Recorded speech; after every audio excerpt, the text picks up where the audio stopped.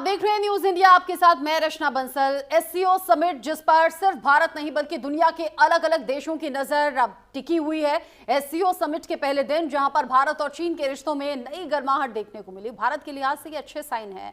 वहीं पीएम मोदी और पुतिन की मुलाकात ने पूरी दुनिया का ध्यान अपनी ओर खींचा।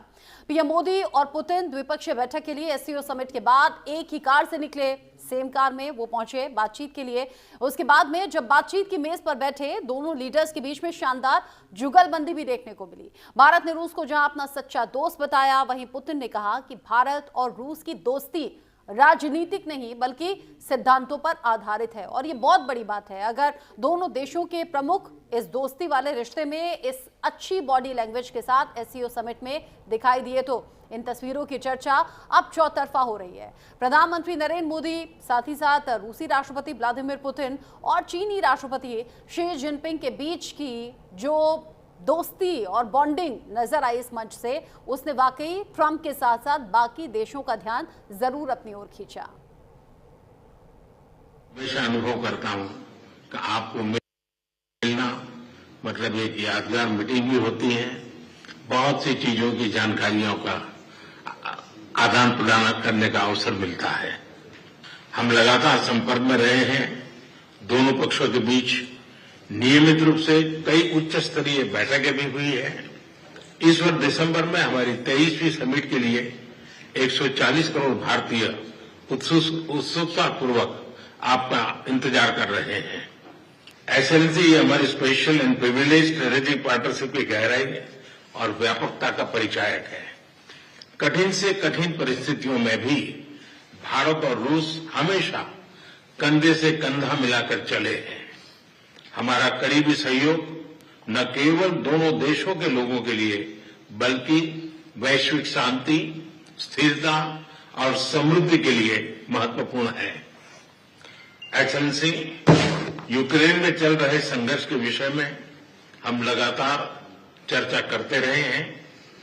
हाल में किए गए शांति के सभी प्रयासों का हम स्वागत करते हैं।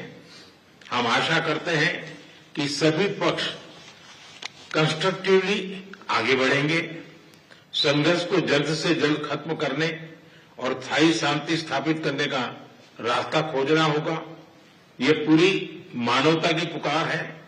एक्सेलेंसी, एक बार फिर आपका मैं हृदय से बहुत बहुत धन्यवाद करता हूं। मैं हमेशा एक्सेलेंसी, यूक्रेन में चल रहे संघर्ष के विषय में हम लगातार चर्चा करते रहे हैं। हाल में किए गए शांति के सभी प्रयासों का हम स्वागत करते हैं। हम आशा करते हैं कि सभी पक्ष कंस्ट्रक्टिवली आगे बढ़ेंगे, संघर्ष को जल्द से जल्द खत्म करने और स्थायी शांति स्थापित करने का रास्ता खोजना होगा। ये पूरी मानवता की पुकार है। एक्सेलेंसी, एक बार फिर आपका मैं हृदय से बहुत बहुत धन्यवाद करता हूं। एक्सेलेंसी, यूक्रेन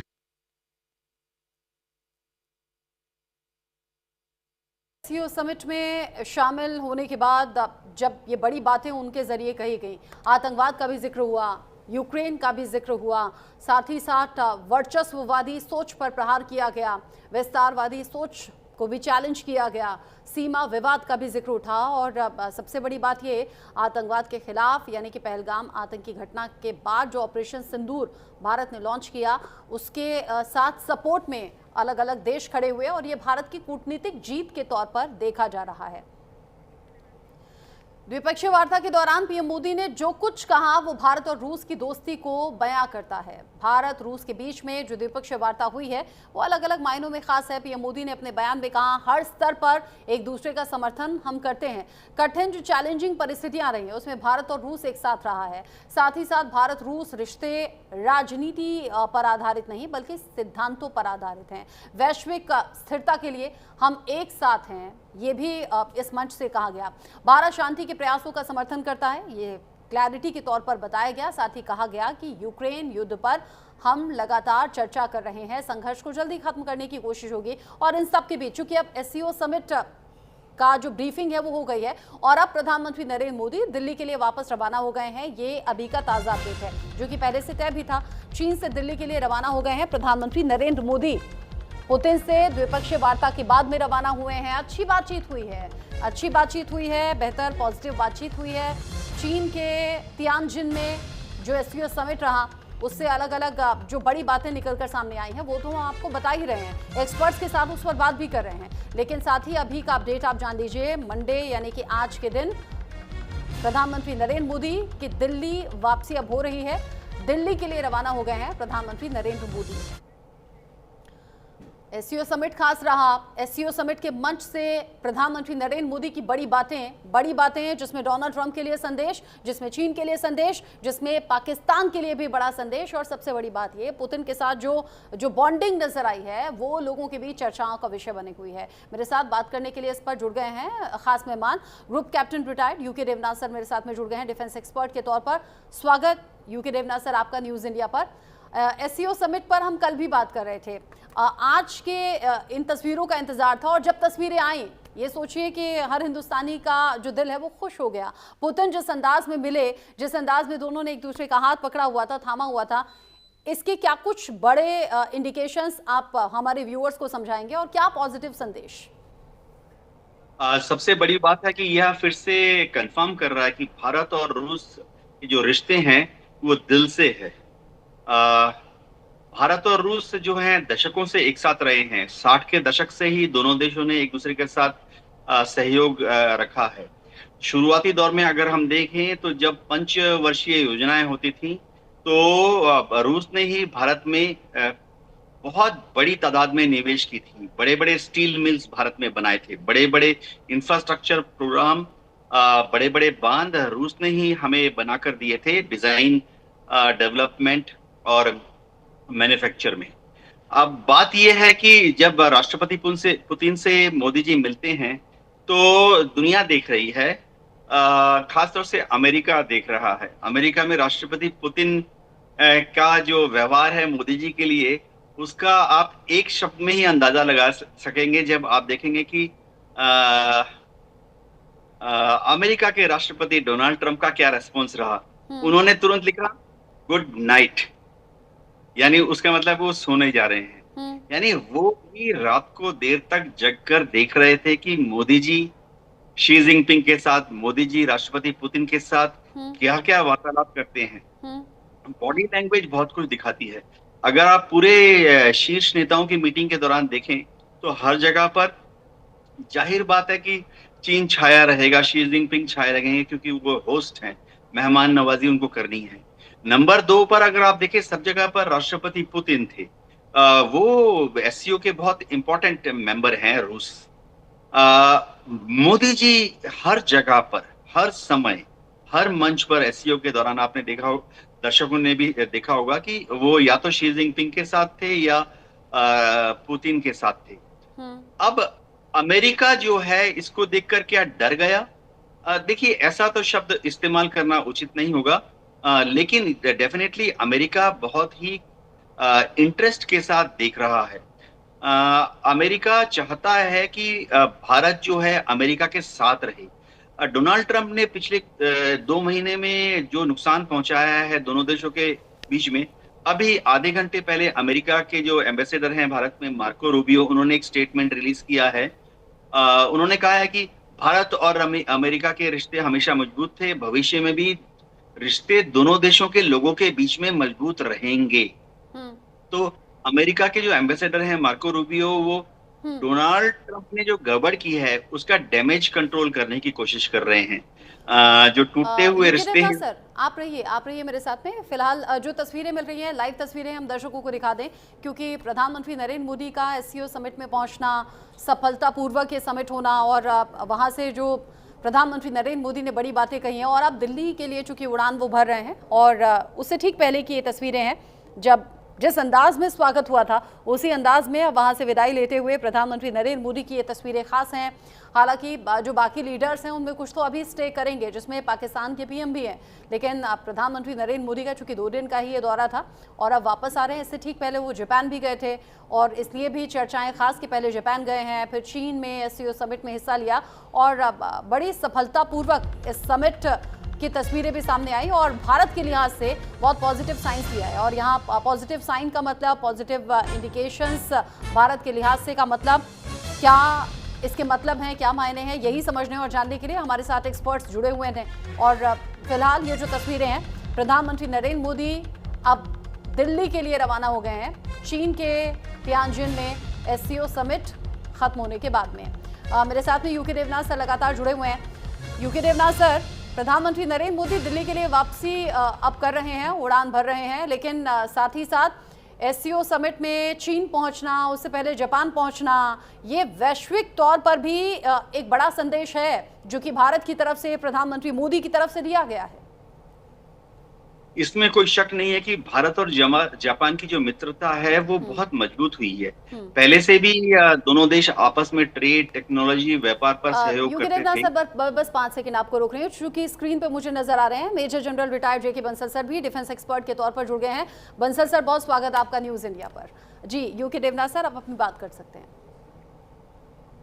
हैं। जी हाँ, तो जापान के साथ हमारा सहयोग भविष्य में और ज्यादा गहरा होगा।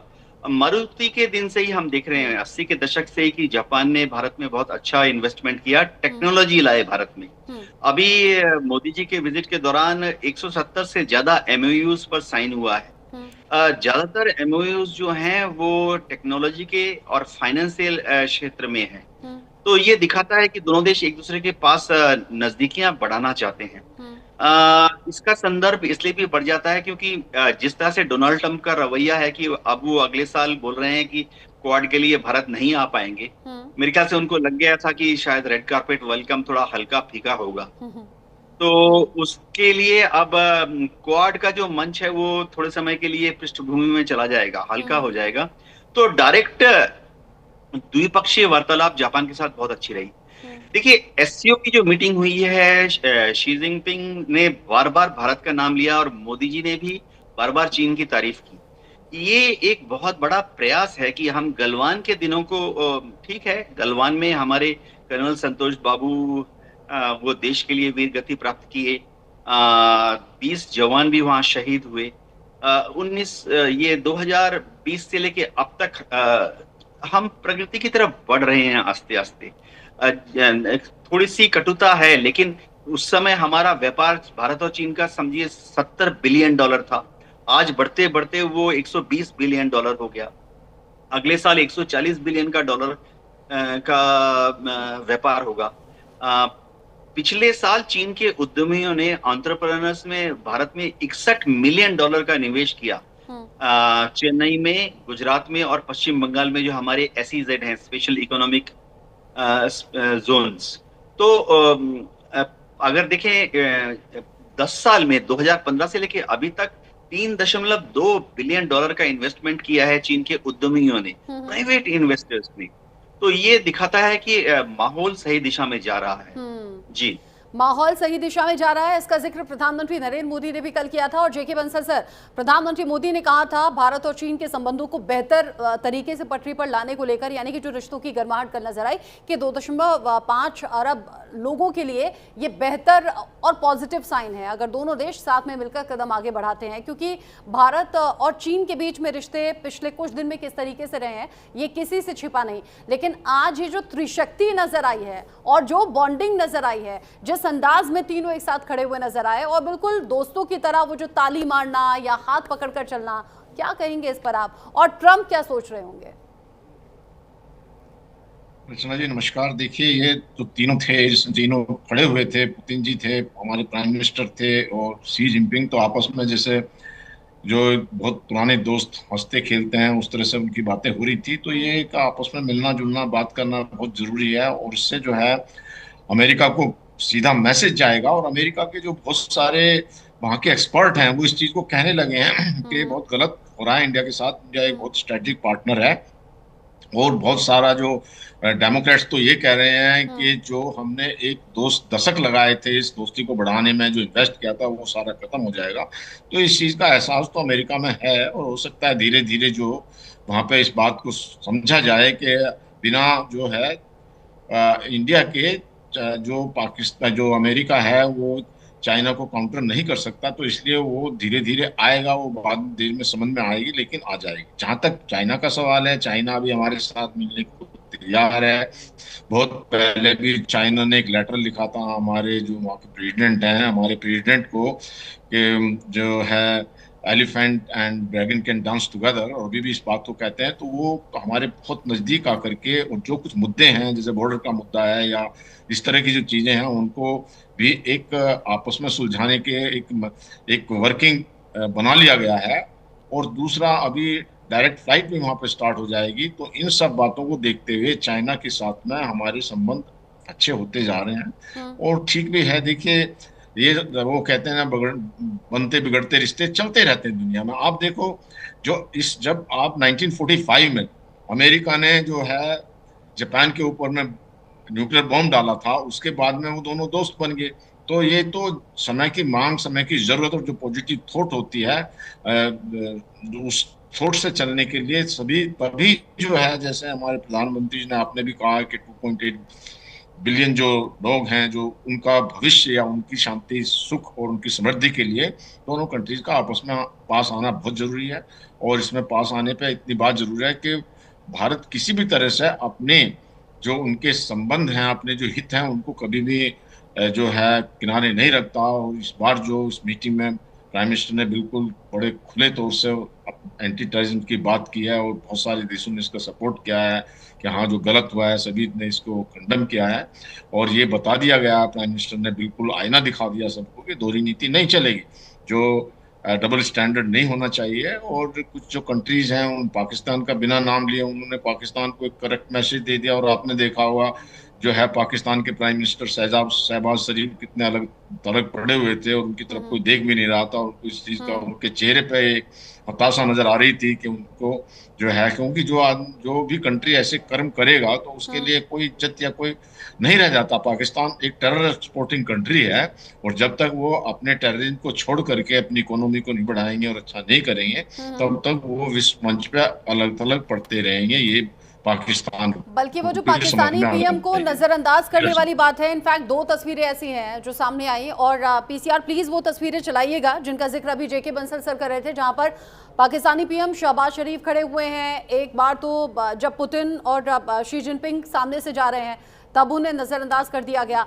फिर जो अब की तस्वीरें सामने आई, मोदी और पुतिन जब साथ में जा रहे हैं तो नजरअंदाज कर दिया। लेकिन इसी बीच जब वहां से पुतिन गुजर रहे थे तो शहबाज शरीफ एक कदम आगे बढ़ाकर, या फिर ये कहिए जल्दबाजी में, उतावलेपन में बस आते हैं, हैंडशेक करते हैं और फिर चले जाते हैं। उन तस्वीरों को लेकर इनफैक्ट मजाक भी उड़ रहा है। शहबाज शरीफ किस तरीके से नजरअंदाज हो गए, या फिर शहबाज शरीफ कैसे बस एक हाथ मिलाने के लिए, एक हैंडशेक करने के लिए बड़े उतावले नजर आए। ये वो तस्वीर है जिसका मैं जिक्र कर रही थी। यहाँ शहबाज शरीफ आगे बढ़ते हैं, पुतिन के पीछे पीछे भागते हैं और फिर जाकर हैंडशेक करते हैं और वापस से अपनी जगह पर चले जाते हैं। और एक जो अब की तस्वीर, प्रधानमंत्री नरेंद्र मोदी और पुतिन जब साथ में जा रहे हैं तो शहबाज शरीफ एकदम से इग्नोर्ड नजर आ रहे हैं। यूके देवनाथ सर, वो कहावत है ना, जैसा बोओगे वैसा काटोगे।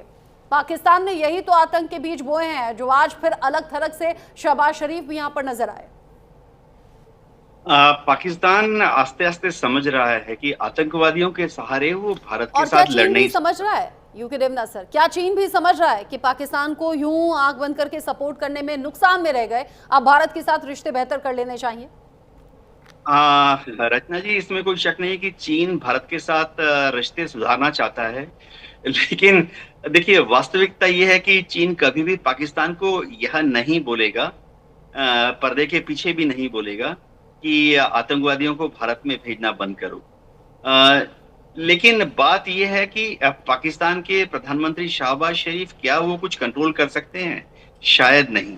आज अगर शहबाज शरीफ समझिए इस मंच पर दबाव में आके अगर समझ भी जाते हैं कि आतंकवादी गतिविधियों को अंजाम देना नहीं चाहिए, जैसे ही वो वापस जाकर लैंड करेंगे रावलपिंडी, इस्लामाबाद में माहौल ऐसा होता है वहां पे आर्मी का और आईएसआई का कि तुरंत वो बोलेंगे, जनरल साहब ठीक है मैंने आपकी बात मान ली, मुनीर साहब ठीक है मैंने आपकी बात मान ली, आतंकवादियों के नेक्स्ट बैच को ट्रेनिंग देना शुरू करो। तो शहबाज शरीफ के हाथ में पाकिस्तान की फौज नहीं, ये उनकी बहुत बड़ी लिमिटेशन है। हाँ, चीन जो है क्या कोशिश करेगा, आतंकवादियों की निंदा डेफिनेटली करता है। हमें भूलना नहीं चाहिए कि चीन भी अंदर खाने से आतंकवादियों की समस्या से जूझ रहा है। चीन के शिनजियांग प्रोविंस में बीच-बीच में जो माइनॉरिटीज़ हैं वो चीन की मेन जो सरकार है उसके खिलाफ खड़े हो जाते हैं। ये अलग बात है कि उसकी खबरें हमारे पास नहीं आती हैं। हम्म। इसी तरह से तिब्बत में भी कई बार चीन के खिलाफ लोकल जो उनके छोटे-छोटे गाँव हैं, तिब्बत में कस्बे हैं, वहाँ पर चीनी एडमिनिस्ट्रेशन के खिलाफ बगावत हो जाती है। तो तिब्बत की ये कार्रवाई आतंकवादी कार्रवाई नहीं है, लेकिन विरोधी कार्रवाई है। मतलब वो अपने को देश प्रेमी समझते हैं। तिब्बत के जो फाइटर्स हैं वो सोचते हैं कि तिब्बत जो है वो चीन से आज़ाद होना चाहिए। तो वो बीच-बीच में कुछ गतिविधियाँ करते हैं, लेकिन खबरें चीन से बाहर आती नहीं हैं। हम्म। चीन भी इस तरह की गतिविधियों को झेल रहा है। हाँ, ये बात ज़रूर है कि इस बार अगर पहलगाम का नाम लिया गया है तो ये बहुत बड़ी उपलब्धि है। हम्म। हम याद कर सकते हैं राजनाथ सिंह जी जब जून के महीने में गए थे, तो वहाँ इसीलिए वह बिना डॉक्यूमेंट साइन किए वापस आ गए थे। वो भी एससीओ की प्रिपरेटरी मीटिंग थी। राजनाथ सिंह जी वहाँ पर जॉइंट डिक्लेरेशन को बिना साइन किए चले आ गए थे क्योंकि वहाँ पर आतंकवाद के खिलाफ कोई बयान नहीं था। वैसे मैं तो ये चाहता हूँ कि पाकिस्तान का नाम भी इन सब बयानों में अगर आ जाता तो बल्ले-बल्ले हो जाती। जी। जी, आप कह रहे हैं कि पहलगाम घटना का अगर सीधे तौर पर जिक्र है तो ये बड़ी जीत है और ये वाकई कूटनीतिक जीत मानी जा रही है भारत की, जो सीधे तौर पर यहाँ आतंकवाद का भी जिक्र हुआ, आतंकवाद के खिलाफ बाकी देशों का साथ भी मिला, ऑपरेशन सिंदूर को भी सपोर्ट किया गया और ये बताया गया प्रधानमंत्री मोदी के जरिए कि आतंकवाद से किसी देश का भला आज की डेट में हो नहीं सकता। लेकिन जिस तरह की तस्वीरें सामने आई हैं, तस्वीरें अपने आप में सब कुछ कहानी बयां कर रही हैं। और जेके बंसल सर, इन तस्वीरों में जहां पर शहबाज शरीफ अलग थलग से पड़े हुए नजर आ रहे हैं, इन तस्वीरों में जहां पर शी जिनपिंग प्रधानमंत्री मोदी के क्लोज नजर आ रहे हैं, पुतिन ने सीधे तौर पर कह दिया कि हमारे कोई राजनीतिक रिश्ते नहीं, सैद्धांतिक रिश्ते हैं। इसका मतलब क्या है?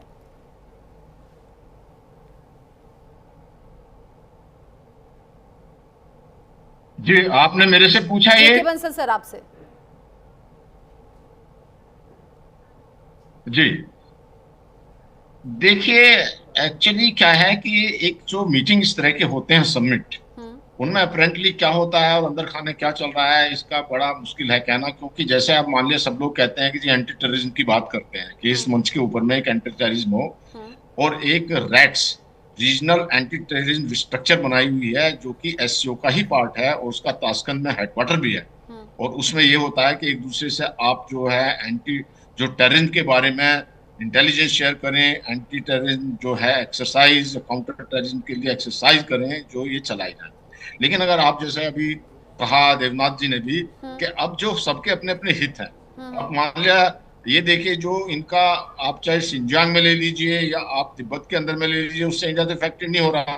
इसी प्रकार से जो अटैक इंडिया के ऊपर में अटैक होते हैं उससे जो है चाइना इफेक्ट नहीं हो रहा। तो ये मंच पे कहते जरूर हैं सब लोग, लेकिन अगर आप देखें कोई इंटेलिजेंस शेयरिंग करेगा क्या? आप बताइए कि जो पाकिस्तान की तरफ से टेररिज्म आ रही, चाइना या कोई भी एससीओ का कंट्री भारत के साथ में इंटेलिजेंस शेयर करेगा? मुझे नहीं लगता कोई भी करेगा। या जो भारत है वो कोई जो तिब्बत के बारे में एंटी टेररिज्म शेयर करेगा? नहीं करेगा। तो ये कहने के लिए एक अच्छा माहौल बनाने की बात होती है। जैसे देवनाथ जी ने कहा कि अगर ये भी इंक्लूड हो जाता है कि हाँ पाकिस्तान का हाथ था इसमें टेररिज्म में, तो बल्ले बल्ले हो जाती है। देखिए इंटरनेशनल मंच पे जो ऐसी ऑर्गेनाइजेशन होती है यहाँ पे एक बैलेंस बनाकर चलना पड़ता है। वो इसलिए चलाना पड़ता है कि अभी जो है पाकिस्तान भी एससीओ का मेंबर है और अब उसको मेंबर को रहने के लिए जो उनके सामने मुंह पे ऐसा नहीं किया जा सकता। और कुछ भी हो, चाइना का एक सॉफ्ट कॉर्नर तो पाकिस्तान की तरफ है ही, क्योंकि टेररिज्म में जब बात आती है तो जो बलूचिस्तान के लोग हैं जो अपनी आज़ादी के लिए लड़ रहे हैं उसको भी टेररिज्म ग्रुप में डाल देते हैं। और चाइना भी उसको बात को मानता है क्योंकि चाइना भी इफेक्टेड है वहाँ पे। बलूचिस्तान के अंदर में जो चाइना दोहन करना चाहता है तो उसको नहीं होने देता जो बलूचिस्तान के लोग।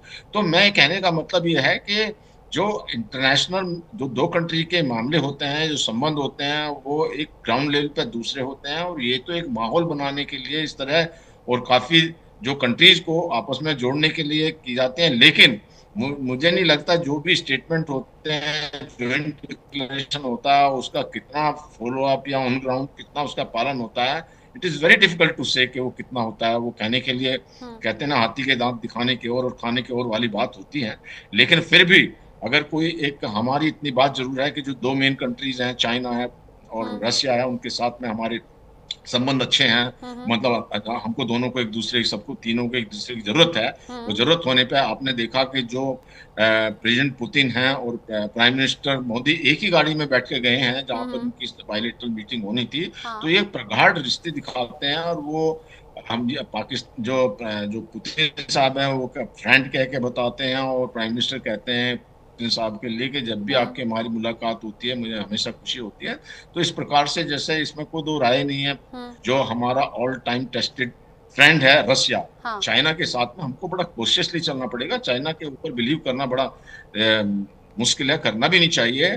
लेकिन जहां तक हमारे हित हैं उनको देखना है, और जहां पर हमारा कोई भी किसी तरह का हित है तो उसको ध्यान में रखना पड़ेगा। कंप्लीटली ट्रस्ट करने से पहले हमें 100 बार सोचना होगा। चाइना की फितरत ही ऐसी है। लेकिन हाँ, रूस हमारा पुराना दोस्त है। पुतिन के साथ में जो बॉन्डिंग है वो किसी से छिपी नहीं है और आगे में इस बात पर आने ही वाली थी। दोनों का साथ में सेम गाड़ी से जाना, वो बॉन्डिंग होना, तो इसके भी मतलब और मायने हैं। क्योंकि पिछले दिनों ट्रंप ने भारत को कहा था रूस से नजदीकियां कम करने के लिए, लेकिन भारत अपनी नीतियों पर चलता रहा, जिसके बाद 25% एक्स्ट्रा टैरिफ का बोझ ट्रंप की ओर से डाल दिया गया। तो आज ये क्लोजनेस वाली पिक्चर्स, दोस्ती वाली पिक्चर्स, ये ट्रंप की आंखों में जरूर चुभ रही होंगी। आप दोनों मेरे साथ में रहिएगा।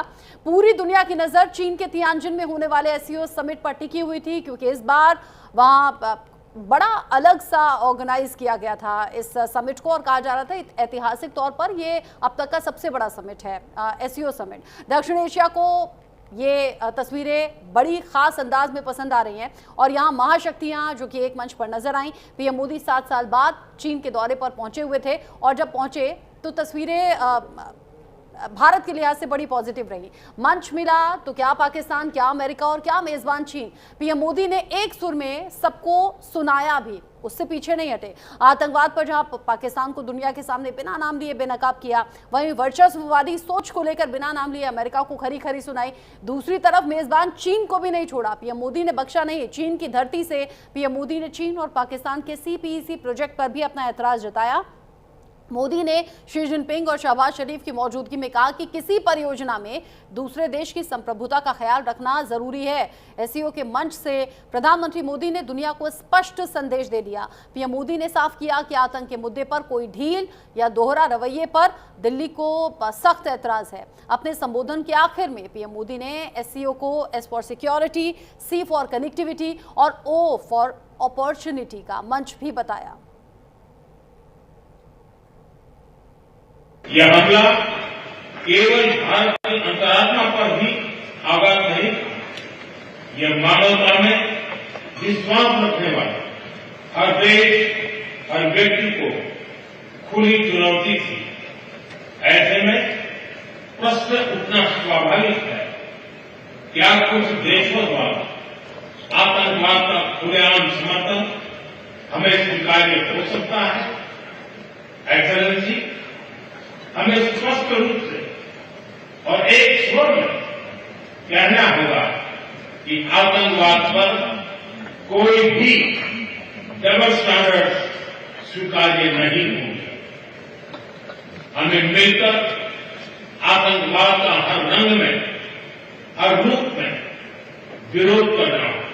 यह हमला केवल भारत की अंतरात्मा पर ही आघात नहीं, यह मानवता में विश्वास रखने वाले हर देश, हर व्यक्ति को खुली चुनौती थी। ऐसे में प्रश्न उठना स्वाभाविक है, क्या कुछ देशों द्वारा आतंकवाद का खुलेआम समर्थन हमें स्वीकार्य हो सकता है? ऐसा आतंकवाद को लेकर सीधा संदेश प्रधानमंत्री मोदी ने किया और साथ ही साथ विस्तारवादी सोच, वर्चस्ववादी सोच पर प्रहार भी किया। और एससीओ समिट से इन बातों को कहना ये बड़ा मायने रखता है। एससीओ समिट में पीएम मोदी की बड़ी बातें अब चर्चा का विषय बनी हुई है। आतंकवाद शांति की राह में बड़ा खतरा है, ये सीधे तौर पर मैसेज दिया। आतंकी हमला कर हर देश को खुली चुनौती दे रहे हैं। भारत ने आतंकवाद का दंश झेला है। पहलगाम घटना का भी जिक्र किया। पहलगाम में आतंकवाद का घिनौना रूप दिखा। आतंकवाद के खिलाफ भारत के कड़े कदम भी दुनिया ने देखे और जो मित्र देश साथ में खड़े हुए थे उनका आभार भी पीएम मोदी ने इस मंच से जताया। आतंकवाद पर दोहरा रवैया नहीं चल सकता। आतंकवाद के खिलाफ जीरो टॉलरेंस की नीति अपनानी होगी। साइबर आतंकवाद पर सख्ती जरूरी है। वर्चस्ववादी सोच किसी के हित में नहीं है। संप्रभुता और क्षेत्रीय अखंडता का सम्मान हो, ये प्रधानमंत्री नरेंद्र मोदी ने बड़ी बातें कही। साथ ही एससीओ समिट में व्लादिमीर पुतिन की भी बड़ी बातें हैं जिनकी बात अब हो रही है। उन्होंने कहा यूक्रेन की स्थिति के लिए पश्चिमी देश जिम्मेदार हैं। पश्चिमी देशों के सहयोग से यूक्रेन में तख्ता पलट की बात उन्होंने कही। साथ ही कहा नेटो ने यूक्रेन को शामिल करना युद्ध की वजह है। अलास्का समिट के दौरान यूक्रेन में शांति का रास्ता जरूर देखा जाए। अलास्का सम्मेलन में यूक्रेन में शांति पर सहमति बनी। चीन और भारत के प्रयासों की सराहना करने की बात भी पुतिन ने की। साथ ही कहा यूक्रेन में संकट को हल करने के लिए प्रयासों की सराहना करते हैं। पीटर नवारो का दावा, यूक्रेन मोदी का युद्ध जो है वो गलत है। जिस तरीके से ये सभी बातें निकलकर सामने आ रही हैं, यहाँ पर एससीओ समिट में भारत की कूटनीतिक जीत के मतलब और मायने अब निकलकर सामने आ रहे हैं। और ये कूटनीतिक जीत क्यों कही जा रही है? क्योंकि एससीओ के घोषणा पत्र में पहलगाम हमले का जिक्र किया गया है। एससीओ घोषणा पत्र में पहलगाम हमले की निंदा की गई है। पाकिस्तान पर भारत की इसे बड़ी कूटनीतिक जीत कहा जा रहा है। और आतंकवाद को लेकर, आतंकवाद के खिलाफ सभी देश अगर साथ में आ रहे हैं, एकजुट हैं और इस एकजुटता की बात कही गई है इस मंच से, तो ये भी बड़ी बात है। एससीओ समिट में भारत की ये स्ट्रैटेजिक जीत अभी के लिए कही जा रही है। खास मेहमान लगातार जुड़े हुए हैं और खास मेहमानों से इन बड़ी बातों पर और ज़्यादा डिटेल में और आसान शब्दों में जो जानकारी है वो हम अपने दर्शकों तक पहुंचा रहे हैं। मेजर जनरल बंसल, ये जो एससीओ समिट में घोषणा पत्र जारी होना, उसमें आतंकवाद का जिक्र होना, पहलगाम घटना का जिक्र होना, ये भारत की कूटनीतिक जीत ही है। और ये भी बात माननी पड़ेगी कि एससीओ समिट में मंच से प्रधानमंत्री नरेंद्र मोदी ने अमेरिका, पाकिस्तान, चीन सभी को अपने कड़े शब्दों में सीधे सीधे मैसेज भी दे दिया। देखिए रचना जी, बहुत ही अच्छा प्रश्न आपने पूछा ये कि जिस चीज को वो पहले जब हमारे डिफेंस मिनिस्टर वहां पे गए थे उसको एक्सेप्ट नहीं कहते और बाद में उसको इंक्लूड किया, तो एक कूटनीतिक जीत है, इसमें कोई राय नहीं है। और हम जो प्राइम मिनिस्टर ने बिल्कुल खरे खरे शब्दों में जो है सब कुछ बता दिया है, चाहे वो कोई भी चाइना हो या अमेरिका हो, पाकिस्तान को भी बिना नाम लिए सब कुछ कह दिया गया है। इसके अलावा एक बहुत बड़ी बात वो भी कही है हमारे जो प्राइम मिनिस्टर ने, उन्होंने कहा है कि देखिए आज की तारीख में जो यूनाइटेड नेशंस है, जो ऑर्गेनाइजेशन है, इनका भी जो इनमें रिफॉर्म होना चाहिए, उसको अभी जो प्रेजेंट ये अभी आउटडेटेड हो चुके हैं, तो इस बात का भी मुद्दा उठाया। और वो पूरे और एक बात ये भी कहा उन्होंने कि देखिए जो जैसे आपने बोला है भाई एस का मतलब security and connectivity and opportunity, तो उसमें उन्होंने अपॉर्चुनिटी के दौरान में जो कहा है उसमें ये भी कहा है कि जो मान लिया चाइना के साथ में भी है या किसी भी कंट्रीज में, एक सिविलाइजेशन टू सिविलाइजेशन जो है वो इंटरेक्शन होना चाहिए कि ये नहीं बस गवर्नमेंट के बीच में कनेक्शन हो गया, जो इंडिविजुअल टू इंडिविजुअल जो एक सभ्यता है वो उसी तरह से जाएगी। तो उन्होंने बहुत ही प्रैक्टिकल बातें करी हैं और प्रैक्टिकल बातों में उन्होंने यहाँ तक भी कहा है कि हमने रिफॉर्म किए हैं अपने कंट्री में और हमने बिजनेस को बड़ा ये बताया और सबको इन्वाइट किया है कि आइए भारत के अंदर में आप निवेश करिए। तो इस प्रकार से देखते हुए बड़े ओपन माइंड है। और जो जिस तरह से हमारे प्राइम मिनिस्टर जो ग्लोबल साउथ का मुद्दा उठाते हैं, तो ये बहुत ही सराहनीय है। वो पूरे विश्व के कल्याण के लिए वसुधैव कुटुंबकम की बात करके जो प्राइम मिनिस्टर चलते हैं वो बहुत बैलेंस है, जो सभी लोगों को और सभी कंट्रीज हैं उनको बहुत मुफीद उसको पसंद करते हैं। इसी वजह से, इसी कारण से जो प्राइम मिनिस्टर हैं मोदी, वो पूरे देश में, पूरे वर्ल्ड में उनकी पॉपुलरिटी है और बिल्कुल एक बेबाक तरीके से बात रखते हैं। जैसे जब वो 2 बार पहले जो यूक्रेन और रशिया के वॉर के बाद में जब भी इन्होंने विजिट किया रशिया में, प्रेसिडेंट पुतिन के सामने उन्होंने ये कहा, इज एक्सीलेंसी ये जो टाइम युद्ध का नहीं है, ये जो है डेवलपमेंट का टाइम है। तो वो बिल्कुल स्पष्ट अपनी बात कहते हैं और ये लोग, इसलिए सब पूरा वर्ल्ड उनकी बातों को सुनता है, तो इसमें कोई दो राय नहीं है। जी रश्मि। प्रधानमंत्री नरेंद्र मोदी ने बड़ी बातें कही हैं, बड़ी बातों की चर्चा चारों तरफ हो रही है, लेकिन यूके देवनाथ सर, एक तो होता है पॉजिटिविटी दिखाई देना, पॉजिटिव मैसेज भी निकलकर सामने आना, लेकिन प्रैक्टिकली इम्प्लीमेंट होने की बात अगर कहें, रूस पर हम भरोसा कर सकते हैं, पुराना दोस्त है हमारा। पुतिन और मोदी की जो बॉन्डिंग है वो बॉडी लैंग्वेज में नजर आ रही है, लेकिन साथ ही साथ चीन जो कदम तो आगे बढ़ा रहा है, साथ में हाथी और ड्रैगन के चलने की बात तो कह रहा है, लेकिन क्या कंप्लीटली भरोसा किया जा सकता है? और अगर हाँ, तो क्या टैरिफ के बोझ का तोड़ निकलता हुआ नजर आ रहा है? और अगर हाँ, तो कितने दिन में? हाँ रत्ना जी, देखिए चीन के साथ हमें जो दोस्ती बढ़ानी है, भरोसा करना ही पड़ेगा। लेकिन हमें अपना आंख, नाक, कान और सभी सेंसर्स खुले रखने पड़ेंगे।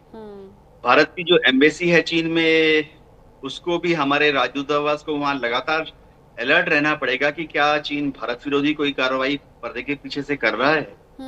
हमारी जैसे रॉ के जो लोग हैं उनको अलर्ट रहना पड़ेगा कि चीन जो कह रहा है, क्या पर्दे के पीछे से फिर से क्लोक एंड डैगर गेम तो नहीं खेल रहा है। ठीक है, दोस्ती बढ़ेगी, ट्रेड बढ़ेगा, व्यापार और वाणिज्य बढ़ेगा, ट्रांसफर ऑफ टेक्नोलॉजी होगी। अब मोदी जी ने कहा है कि कल्चरल आदान प्रदान भी बढ़ेगा, अच्छी बात है। कॉन्फिडेंस बिल्डिंग मेजर्स दोनों पक्ष एलएसी के इस तरफ उस तरफ डिप्लॉयड हैं। आस्ते आस्ते डी एस्केलेशन करना पड़ेगा, डिसएंगेजमेंट करना पड़ेगा, फौजों को वापस लाना पड़ेगा। तो हमें अलर्ट रहना पड़ेगा। इंटेलिजेंस ब्यूरो बॉर्डर में डिप्लॉयड है, उनको चाक चौबंद रहना पड़ेगा। सबसे बड़ी बात यह है कि चीन पर भरोसा करना पड़ेगा, क्योंकि वही एकमात्र रास्ता है जिससे हम आगे बढ़ सकते हैं। चीन भी जानता है कि भारत शायद थोड़ा सा नाराज है, इसीलिए वो बार बार कोशिश करेगा कि भारत को किस तरह से अपने पाले में ले। हमें चीन के साथ दोस्ती बढ़ानी है, लेकिन हमें अमेरिका के साथ दुश्मनी नहीं बढ़ानी। अभी डोनाल्ड ट्रंप ने जो उत्पात मचाया हुआ है, 6 महीने का उत्पात है, ठीक है, और 3.5 साल में डोनाल्ड ट्रंप चले जाएंगे, फिर से वो अमेरिका के राष्ट्रपति नहीं बन सकते, वहां तीसरी बार नहीं बन सकते। जीडी वंश ने अभी तक कोई भारत विरोधी वक्तव्य नहीं दिया है, और वही लगता है रिपब्लिकन पार्टी के अगले कैंडिडेट होंगे। आप क्या ये कहना चाहते हैं कि अमेरिका भारत के खिलाफ नहीं है, डोनाल्ड ट्रंप है, और इसे वैसे ही देखा जाए? जी हाँ, डोनाल्ड ट्रंप 3.5 साल में चले जाएंगे, तो एक मनुष्य के जीवन में, किसी के भी जीवन में एक हिचकी तो आती है। तो भारत को इस हिचकी को भूल जाना चाहिए। अमेरिका के साथ पीपल टू पीपल संबंध अभी भी बहुत ही मजबूत है। अमेरिका के साथ हमारा ट्रेड अभी भी बहुत ही मजबूत है। आने वाले समय में वो 170, 180, 190 बिलियन डॉलर का होने वाला है। तो ठीक है, हिचकी तो आती रहती है। डोनाल्ड ट्रंप को उनके जो एडवाइजर्स हैं वो कंट्रोल करने की कोशिश करते हैं, लेकिन वो काबू में नहीं आते हैं। जो भी उनकी बात नहीं सुनता है, उन्होंने अपने जितनी मिनिस्ट्रीज हैं, सेक्रेटरी ऑफ स्टेट 1-2 को फायर कर दिया है, क्योंकि वो उनका कहना नहीं मान रहे थे। और तो और उन्होंने पेंटागन में टॉप एयरफोर्स और आर्मी के जनरल्स को फायर कर दिया है, बर्खास्त कर दिया है, क्योंकि वह शायद उनकी मनपसंद बात नहीं सुन रहे थे या कह रहे थे। तो अभी डोनाल्ड ट्रंप को अपनी एडमिनिस्ट्रेशन से भी जी हुजूर की एक आदत पड़ गई है। कभी कभी तो लगता है कि अमेरिका में भी इंटरनल पॉलिटिक्स इस तरह से चल रहा है, सेनेट की कार्रवाई इस तरह से चलती है वहां पर व्हाइट हाउस में, जैसे कि नॉर्थ कोरिया में किम जोंग उन हो या सोवियत रूस में जैसा होता था। जी, जिस तरह की तस्वीरें अभी तक सामने आ रही हैं, भारत के लिहाज से अच्छी बात है। हालांकि थोड़ी देर पहले का अपडेट ये है, प्रधानमंत्री नरेंद्र मोदी दिल्ली के लिए रवाना हो गए हैं, लेकिन वहां पाकिस्तानी पीएम शहबाज शरीफ का नजरअंदाज होना, वहां चीनी राष्ट्रपति और रूसी राष्ट्रपति के साथ में प्रधानमंत्री नरेंद्र मोदी की बॉन्डिंग की तस्वीरें सामने आना, भारत का बढ़ता हुआ कद, प्रधानमंत्री नरेंद्र मोदी की बात का वजन, वो ग्रेविटी एससीओ समिट के मंच से नजर आना, ये बहुत सी बड़ी बातें हैं। लेकिन जेके बंसल सर, जैसा अभी यूके देवनाथ सर ने कहा, अमेरिका के साथ रिश्ते खराब नहीं करने चाहिए। ये अभी for time being Donald Trump की वजह से चीजें हो रही हैं, वरना भारत अमेरिका के रिश्ते अच्छे और मजबूत रहे हैं। तो भारत को क्या अपनी स्ट्रैटेजी में कुछ बदलाव भी करना चाहिए? क्योंकि यहाँ तो हम कह रहे हैं चीन, रूस, भारत तिगड़ी ऐसी हो, त्रिशक्ति के तौर पर आगे बढ़े, एक मजबूत इम्पैक्ट दुनिया पर छोड़ें तीनों देश मिलकर। उधर अमेरिका के साथ फिर कैसे बैलेंस बनाएं? देखिए, ये बहुत आपने सोचा समझा बड़ा अच्छा सवाल पूछा है। जहां तक भारत का सवाल है, भारत कोई रिश्ते बिगाड़ने की बात ही नहीं कर रहा, बल्कि भारत की सब जगह सराहना हो रही है, और सराहना खास करके अमेरिका के अंदर में हो रही है। वहां के आप देखेंगे इतने सारे रोज वीडियो आते हैं, जो अमेरिका के सिटी जो वहां पर राइटर हैं वो सब भारत की प्रशंसा इसलिए कर रहे हैं कि भारत जो है वो बिल्कुल किसी चुपचाप है, मतलब कोई किसी तरह के जो उनका रिएक्शन नहीं कर रहा। ये बहुत बड़ी बात होती है, और इसी को एक स्ट्रेंथ माना जा रहा है भारत की। तो जो ये एक रिश्ते हैं वो बिल्कुल हमारे उनके पीपल टू पीपल हैं, और वहाँ की जो जनता है, वहाँ के काफी सेनेट्स हैं, वहाँ के पत्रकार हैं, एक सरेआम जो वहाँ के जेफरी सैच हैं वो तो बिल्कुल खुलेआम भारत की तारीफ करते हैं। ओबामा के इतने जो मैं देख रहा हूँ वीडियो देखे मैंने, ओबामा ने बहुत तारीफ की है भारत की, जो पूर्व वहाँ के राष्ट्रपति हैं उन्होंने कहा है। और निक्की हेली ले लीजिए, कितने भी वो नॉट ओनली डेमोक्रेट्स बट जो रिपब्लिकन भी बहुत सारे इस चीज की भारत की प्रशंसा करते हैं, और ये हिदायत दे रहे हैं कि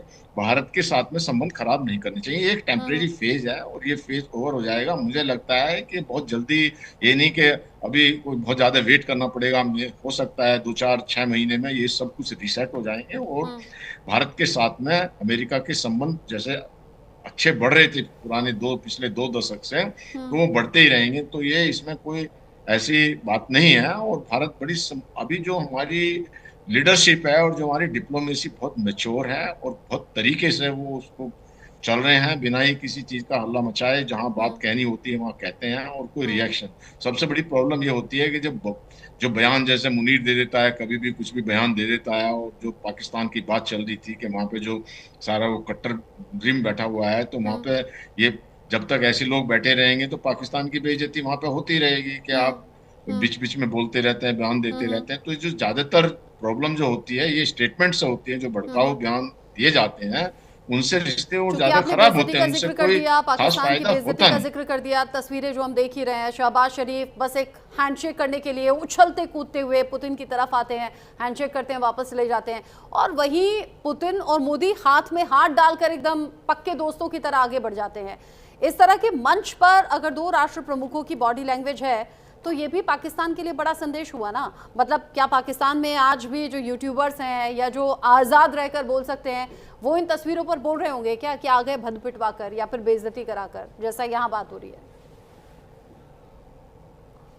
देखिए, ये जो है ना, अभी पाकिस्तान को लेसन लर्न करना चाहिए। वहां के जो लोगों को ये देखना चाहिए कि ultimately it is your strength and economy, कि आप अपनी इकोनॉमी को बढ़ाएं, भीख का कट ले जाना बंद करें, तभी जाके उनकी इज्जत हो सकती है। वहां पर कोई किसी जो इंटरनेशनल कम्युनिटी में आप जब भी कभी कोई मीटिंग होती है तो वो देखते हैं, लीडर भी ये देखते हैं कि हमको किस कंट्री से कितना फायदा है, कितना सपोर्ट चाहिए बिजनेस की तरह से की ओर से, स्ट्रेटजी की ओर से। तो जैसा अगर हम चाइना और इंडिया की बात करें तो चाइना को पता है कि उनका कितना हमारा जो है ये जो डेफिसिट है, ट्रेड डेफिसिट है, कम से कम may be more than $100 billion कि वो यहाँ पे उनका बाजार है। देखिए, जब गलवान के बाद में भी चाइना ये कहता रहा था कि कोई बात नहीं बॉर्डर पर, लेकिन बिजनेस चालू रखिए, और जब हमने उनके एप्स वगैरह बंद कर दिए तो बेचैनी बहुत बढ़ गई थी उनके पास में। लेकिन भारत ने सख्त संदेश दे करके किसी तरह से झुकने की बात नहीं कही थी, सोची थी। इसी प्रकार से अब आप देखें पाकिस्तान क्या है, किसी के कोई मतलब का नहीं है पाकिस्तान इंटरनेट। पाकिस्तान को सिर्फ कभी कभी चाइना और अमेरिका इस्तेमाल कर लेते हैं किसी दूसरे कंट्री के लिए या बेस बनाने के लिए, तो उसको जो है इसलिए इंटरनेशनल मंच पे इनकी कोई इज्जत हो ही नहीं सकती, और उसको तो चुपके से बात करके ऑर्डर दे दिया जाता है पाकिस्तान को, जी आपको ये करना है, हमारे लिए बेस बनाना है, हमारे लिए ये करना है।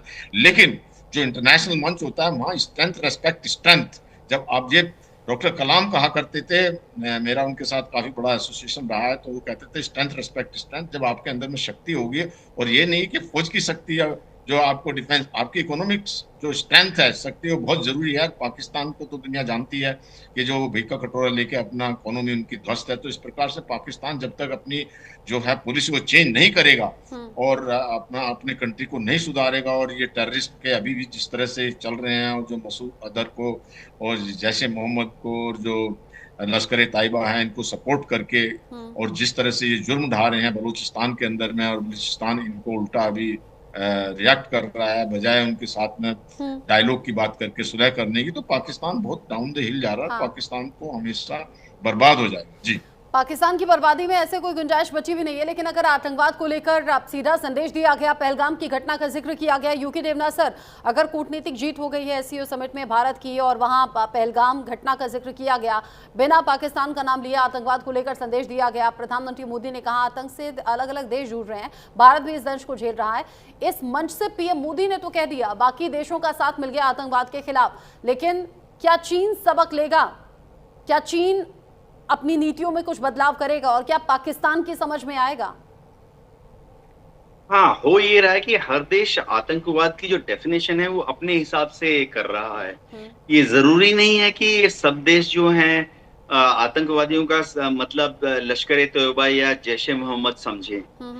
दुनिया में काफी देश ऐसे हैं जो कि अपने आतंकवाद का मतलब है कि उनके देश में अंदर क्या हो रहा है। जहां तक चीन की बात है, चीन जानता है कि पाकिस्तान की विदेश नीति का एक अनकहा स्ट्रेटेजी है कि वो भारत के खिलाफ आतंकवादियों का इस्तेमाल करके हजार कट्स करना चाहता है। तो चीन पाकिस्तान के ऊपर कोई भी अंकुश लगाना नहीं चाहेगा, क्योंकि चीन को मालूम है कि पाकिस्तान में पाकिस्तान की फौज और आईएसआई ही सरकार चलाती है और पाकिस्तान की फौज और आईएसआई की जो रीढ़ की हड्डी है वो वहां के आतंकवादी हैं। तो इतना जानने के बाद चीन पाकिस्तान की फौज को अब आसिम मुनीर को कोई उपदेश देना नहीं चाहेंगे। चीन सिर्फ इतनी ही कोशिश करेगा कि करता रहा है कि शिंजियांग प्रांत जो है चीन का, जहां पर उसे बीच बीच में माइनॉरिटीज के आतंकवादी हमलों को झेलना पड़ता है। शिंजियांग प्रोविंस में दर्शकों को बता दूं, हमारा अक्साई चीन के उस तरफ जौन सा है, तो वहां पर बीच बीच में माइनॉरिटीज जो मुस्लिम से वो खड़े हो जाते हैं चीन की सरकार के खिलाफ। तो चीन सिर्फ इतना ही पाकिस्तान से आशा करता है कि शिंजियांग के जो उइगर मुस्लिम्स हैं उनको पाकिस्तान कोई डिप्लोमेटिक सपोर्ट नहीं देगा। तो चीन के लिए वो है आतंकवाद की डेफिनेशन। जी, लेकिन गौर करने वाली बात जेके बंसल सर ये भी है, प्रधानमंत्री मोदी तो दिल्ली के लिए रवाना हो गए, लेकिन शहबाज शरीफ 6 दिन का दौरा करने के लिए पहुंचे हैं। अब इसके पीछे की वजह क्या समझ में आ रही है और क्या पीछे से कोई आपस में बातचीत होगी, कोई बीच का रास्ता निकाला जाएगा? क्योंकि समिट में मंच से आतंकवाद को लेकर जिक्र हुआ है, पहलगाम की घटना का जिक्र हुआ है, बाकी देशों का साथ मिला है आतंकवाद के खिलाफ।